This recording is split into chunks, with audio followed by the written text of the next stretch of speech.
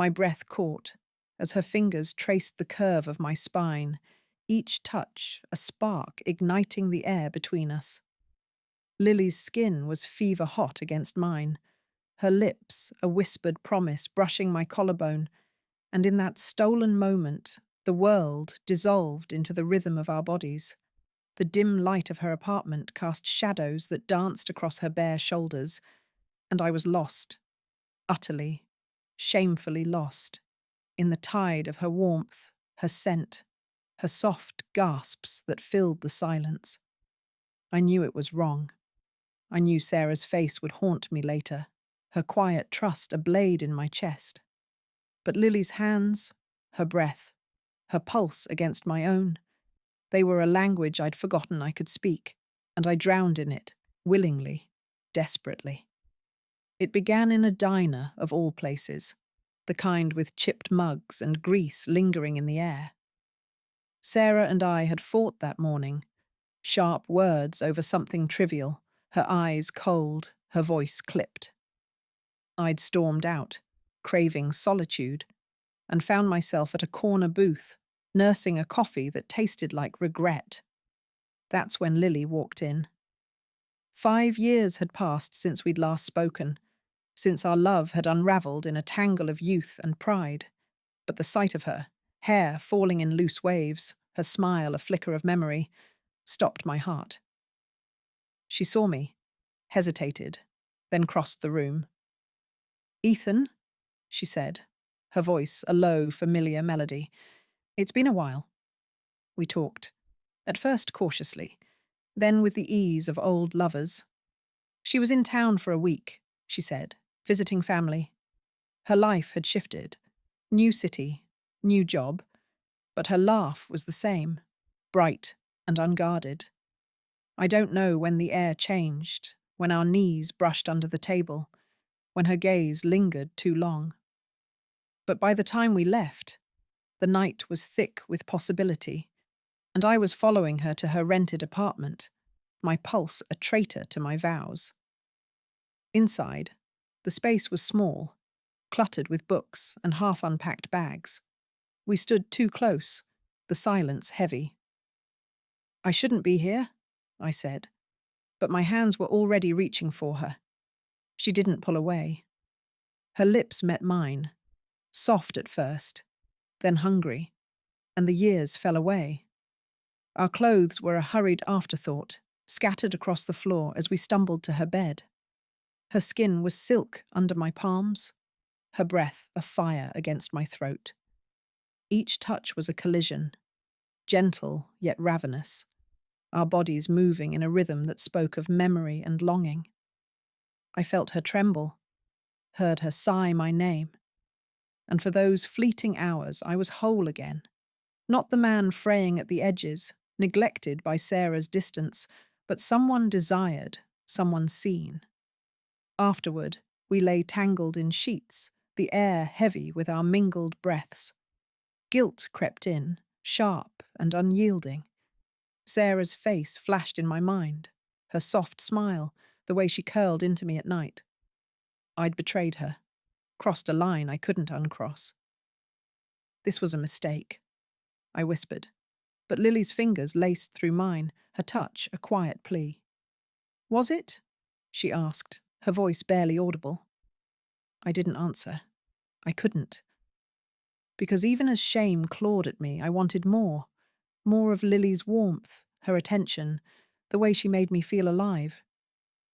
The next morning, I left before dawn, her scent still clinging to my skin.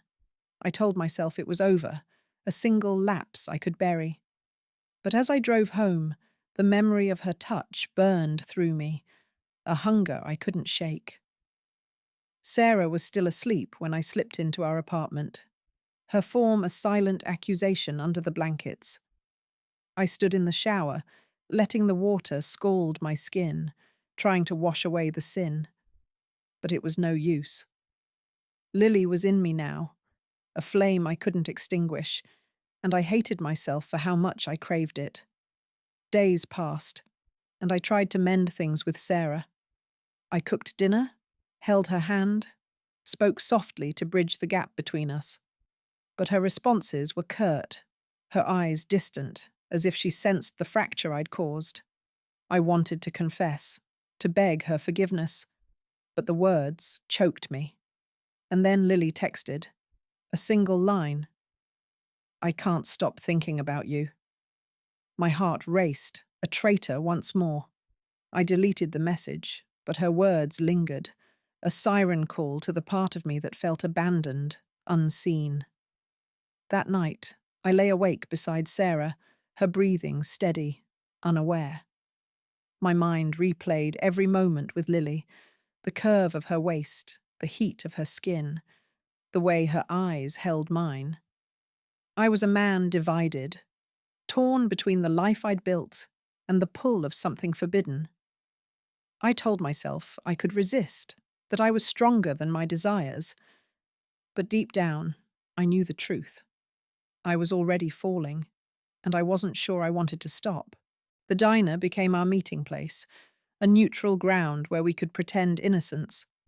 We'd sit across from each other, sipping coffee, talking about nothing: her job, my work, the weather, while our hands brushed under the table, a secret language of want. Each glance was a spark, each touch a step closer to ruin. I knew I was playing with fire, that every moment with Lily was a betrayal of Sarah, of myself. But the loneliness that had settled in my bones, the ache of Sarah's emotional absence, found solace in Lily's presence. She saw me, wanted me, and that was a drug I couldn't quit. One evening, as rain streaked the diner's windows, Lily leaned close, her breath warm against my ear. "Come back with me," she whispered. I hesitated, the weight of my choices pressing down. But her hand found mine, and I was powerless. We left together, the night swallowing us whole, and in her apartment we fell into each other again. Her touch was a storm, wild and consuming, our bodies a tangle of need and surrender. I lost myself in the cadence of her sighs, the arch of her back, the way she clung to me as if I were her only anchor. And in those moments, I didn't care about right or wrong. I only cared about her. The rain had stopped, but the air still hung heavy with dampness as I followed Lily back to her apartment, our footsteps echoing in the quiet street. My heart pounded, a reckless drumbeat urging me forward even as guilt gnawed at the edges of my resolve. Sarah's face flickered in my mind, her tired eyes, her clipped words from our last fight. But the thought of Lily's touch, her warmth, drowned it out. I was a moth to her flame, drawn to the burn despite knowing it would destroy me. Inside, the apartment was a cocoon of dim light and scattered belongings, the air thick with the scent of her perfume. We didn't speak. Words felt superfluous, a barrier to the unspoken hunger that pulsed between us. Her fingers found the hem of my shirt, tugging it free with a quiet urgency, and I let her lead me to the bed, our movements a choreography of memory and desire. Her skin was a fever against mine, her breath a soft tide that pulled me under. Each touch was a collision of need, her hands tracing paths across my chest, my shoulders, as if mapping a territory she'd once claimed. I felt the rhythm of her pulse, the arch of her body as she pressed closer, and in that moment, nothing else existed. Not Sarah, not the life I'd built, not the man I thought I was. Our bodies moved in a language older than words, a cadence of whispers and sighs. Her lips brushed my throat, a spark that ignited every nerve, and I lost myself in the heat of her, the way she trembled under my hands. It was more than physical. It was the way she saw me, the way her eyes held mine with a fierce, unspoken need. With Sarah, I'd become a shadow, my presence barely acknowledged in the haze of her indifference. But with Lily, I was alive, desired, whole, and that feeling, that intoxicating rush of being wanted, was a drug I craved more with every stolen moment. Afterward, we lay tangled in the sheets, our breaths slowing, the silence heavy with what we'd done. Her fingers traced lazy circles on my arm, a gesture so tender it ached. "You're quiet," she murmured, her voice a soft intrusion. I didn't answer right away. The weight of my betrayal settled over me, a cold stone in my chest. I thought of Sarah, alone in our apartment, oblivious to the fracture I'd carved into our life. "I shouldn't be here," I said finally, the words hollow. Lily propped herself on one elbow, her gaze searching mine. "But you are," she said, and there was no accusation in her tone, only truth. I left before dawn, the city still cloaked in sleep. The drive home was a blur, my mind replaying every touch, every sigh, while guilt clawed at me. I slipped into bed beside Sarah, her warmth a quiet rebuke. She stirred but didn't wake, and I lay there, staring at the ceiling, a stranger in my own life. I told myself I could stop, that I could rebuild what I'd broken. But Lily's scent lingered on my skin, her voice echoing in my ears, and I knew I was lying to myself. The days that followed were a tightrope walk. I tried to be present with Sarah, to mend the distance between us. I brought her coffee in bed, listened to her talk about work, kissed her with a tenderness that felt like penance. But her responses were lukewarm, her attention elsewhere, and the loneliness that had driven me to Lily only deepened. I hated her for it, hated myself more. And then Lily would text, a single word, "Tonight?" And my resolve crumbled. Our meetings grew bolder, more reckless. We met at her apartment, in hotel rooms, once in the back seat of my car, under the cover of a deserted parking lot. Each encounter was a fire, consuming and inevitable. Her touch was a storm, her body a map I couldn't stop exploring. I memorized the curve of her waist, the softness of her thighs, the way her breath hitched when I pulled her close. Our moments together were a fever dream, a blur of skin and heat and whispered names. I felt her shudder against me, her fingers digging into my shoulders, and it was as if we were rewriting our past, erasing the years apart with every touch. But the thrill was laced with poison. Each time I left her, the guilt grew heavier, a shadow I couldn't outrun. I saw it in the mirror, the hollow eyes of a man unraveling. I began to notice things. Sarah's phone left on the counter, her late nights at work, the way she avoided my gaze. Paranoia crept in. Did she suspect? Could she smell Lily on me, sense the lie in my touch? I became meticulous, showering before returning home, deleting messages, crafting alibis. But the fear of discovery only heightened the allure, made each moment with Lily more electric, more dangerous. One night, as we lay spent in a hotel room, the air thick with our mingled breaths, Lily turned to me, her expression unreadable. "What are we doing, Ethan?" she asked, her voice barely above a whisper. I didn't know how to answer. I wanted to say we were reclaiming something lost, filling the voids left by others. But the truth was uglier. We were breaking things, people, promises, ourselves. "I don't know," I admitted, and she nodded, as if she'd expected nothing more. I left her that night with a heaviness I couldn't shake. The drive home was a descent, each mile a reminder of the line I'd crossed, the man I was becoming. Sarah was awake when I got home, sitting on the couch with a glass of wine, her eyes sharp in a way I hadn't seen in months. "Where were you?" she asked, her tone neutral but piercing. I lied, the words slipping out too easily. "Work, a late meeting, nothing to worry about." She nodded, but there was something in her gaze, a flicker of doubt that chilled me. I lay awake that night, her question echoing in my mind.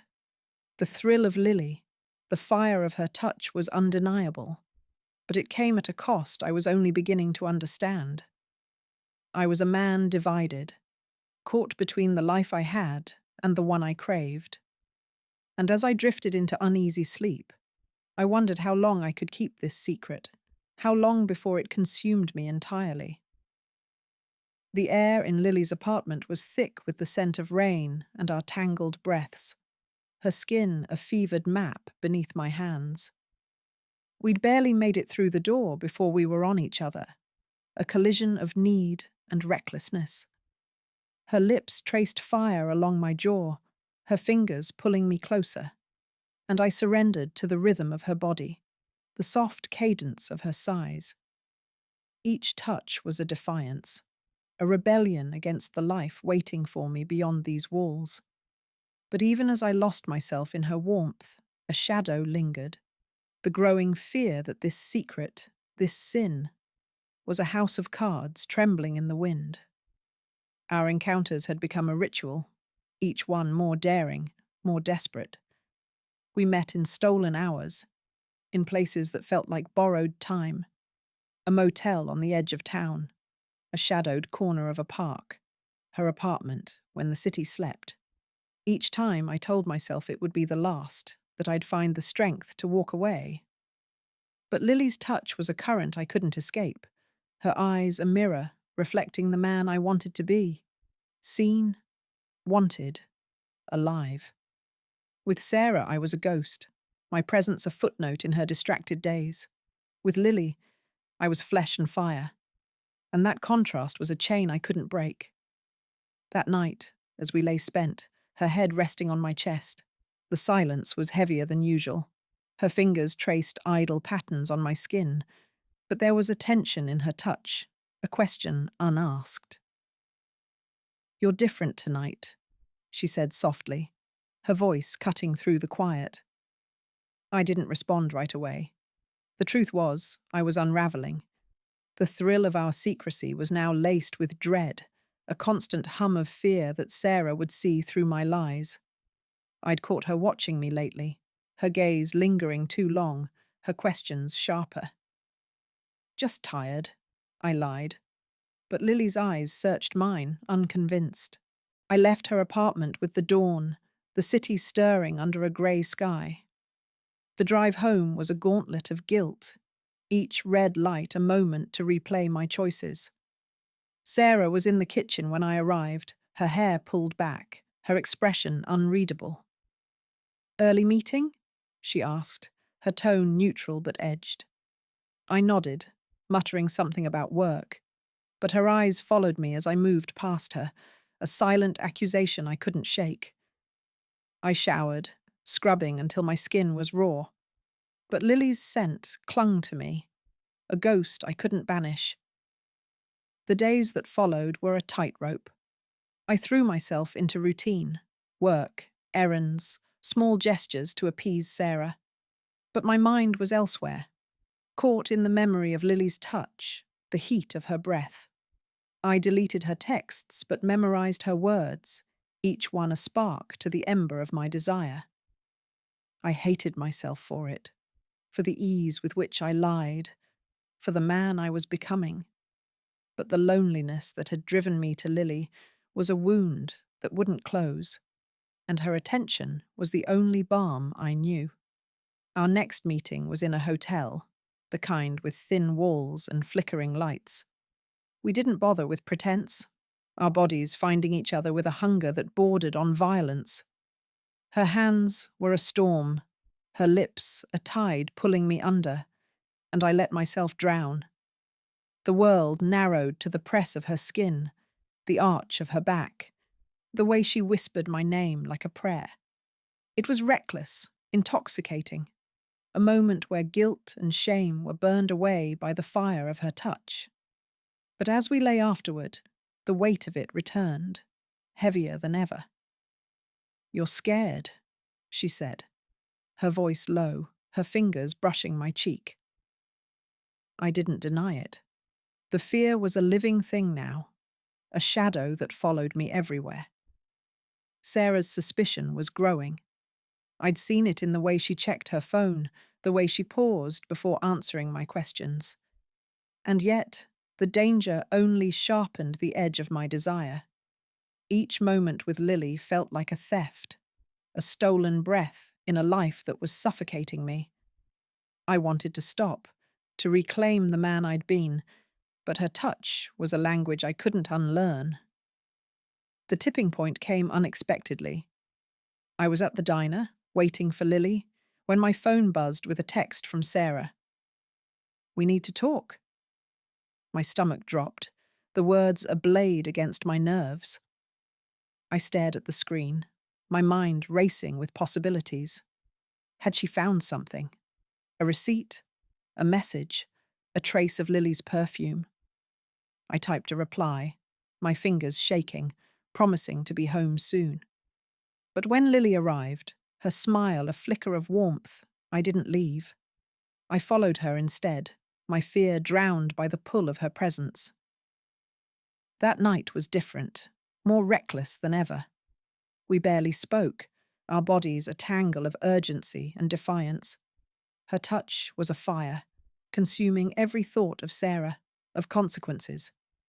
I felt her shudder against me, her breath a ragged hymn, and for those fleeting moments I was free, not a liar, not a traitor, but a man reclaimed by desire. But as we parted, her hand lingered on mine, her eyes holding a question I couldn't answer. "Be careful," she said, and the words were a warning I didn't want to hear. I drove home with a knot in my chest, Sarah's text a mantra in my mind. The apartment was quiet when I arrived, the lights low. Sarah was on the couch, a glass of wine in her hand, her expression unreadable. "Where were you?" she asked, her voice calm but piercing. I lied, the words automatic. "Work. A client, nothing to worry about." But her eyes narrowed, and for the first time I saw something beyond suspicion. Certainty. "Ethan," she said, her voice barely above a whisper, "don't lie to me." The air between us crackled, a moment poised on the edge of ruin. I opened my mouth to speak, to confess or deny, but the words wouldn't come. I was a man caught, my secrets teetering on the brink of exposure, and the weight of it was suffocating. As I stood there, frozen, I realized the truth. I was no longer in control. The fire I'd kindled with Lily was spreading, and I didn't know if I could stop it, or if I even wanted to. Sarah's words hung in the air, sharp and unyielding, her eyes pinning me where I stood. The apartment felt too small, the walls closing in as my pulse thundered in my ears. I wanted to speak, to weave another lie or spill the truth, but my throat was dry, my mind a chaos of Lily's touch and Sarah's quiet accusation. "I'm not lying," I managed, the words brittle, unconvincing even to myself. She didn't respond, just held my gaze, and in that silence, I felt the fracture of our life together widen, a chasm I'd carved with every stolen moment. I turned away, muttering something about needing a shower, and fled to the bathroom. The water scalded my skin, but it couldn't wash away the truth. I was a man unraveling, caught in a web of my own making. Lily's scent lingered in my memory, her breath a ghost against my throat. And even now, with Sarah's suspicion burning through me, I craved her. It was a sickness, this need to be seen, to be wanted, and I hated myself for how deeply it had taken root.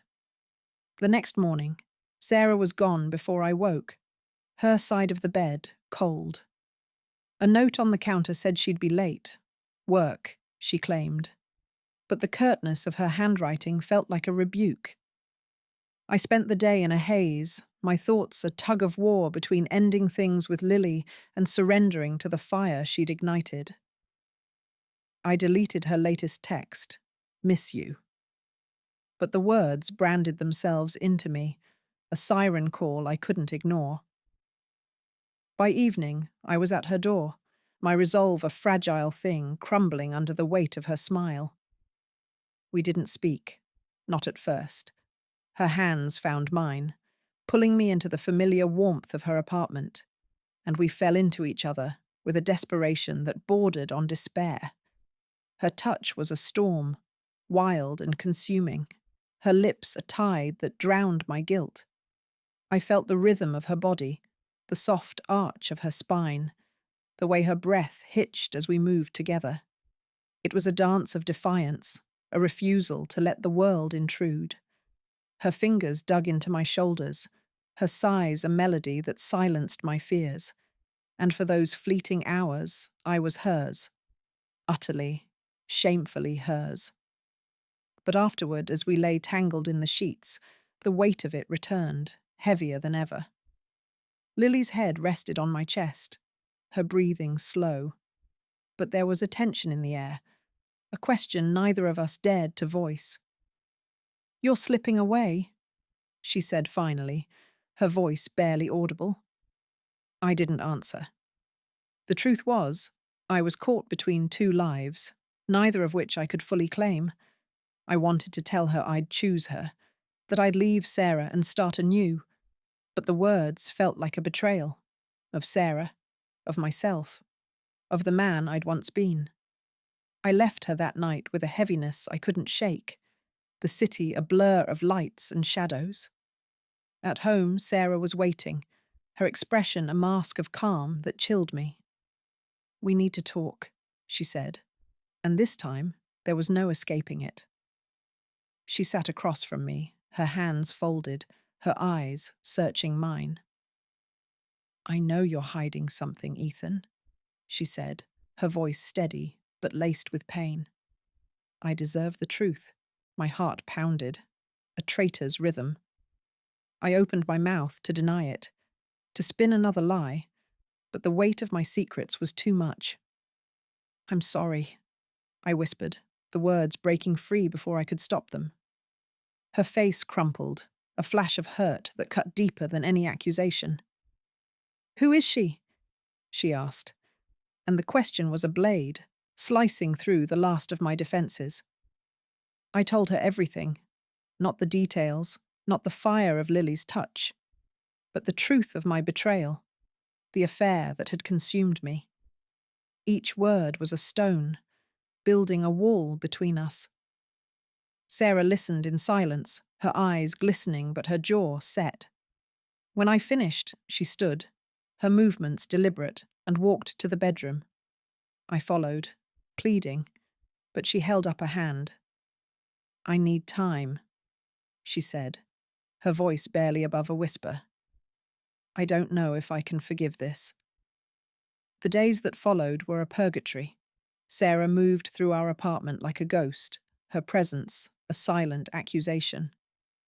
I stopped seeing Lily, deleted her number, tried to claw my way back to the man I'd been. But the absence of her touch was a wound, a reminder of the life I'd tasted and lost. I threw myself into work, into routine, but the guilt was a shadow I couldn't outrun. I saw it in Sarah's eyes, in the way she flinched from my touch, in the quiet moments when she thought I wasn't watching. One evening, as I sat alone in the dark, my phone buzzed with a message from an unknown number. "I'm leaving tomorrow," it read. "Meet me one last time." It was Lily, her words a spark to the ember of my desire. I stared at the screen, my heart racing, torn between the life I was trying to salvage and the pull of her presence. I told myself I wouldn't go, that I owed Sarah more than this. But as the hours ticked by, I found myself in my car, driving to her apartment, a moth to her flame one last time. We didn't speak. Her touch was a farewell, tender and fierce, our bodies a tangle of memory and loss. I felt her tremble, heard her sigh my name, and in that moment, I knew this was the end. When it was over, she kissed me softly, her eyes bright with unshed tears. "Be better," she said, and the words were a benediction, a release. I drove home with a clarity I hadn't felt in months.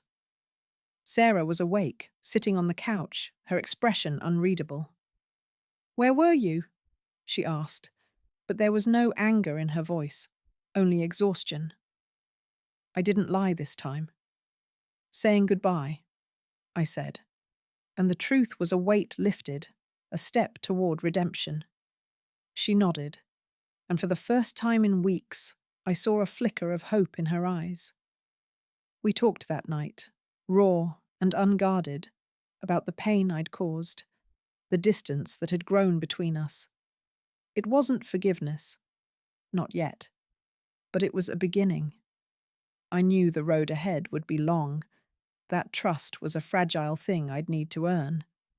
But as I lay beside her, her breathing steady in the dark, I felt a resolve I'd lost somewhere along the way. I'd been a man consumed by fire, but now I wanted to rebuild, to be whole. Not for Lily, not even for Sarah, but for myself.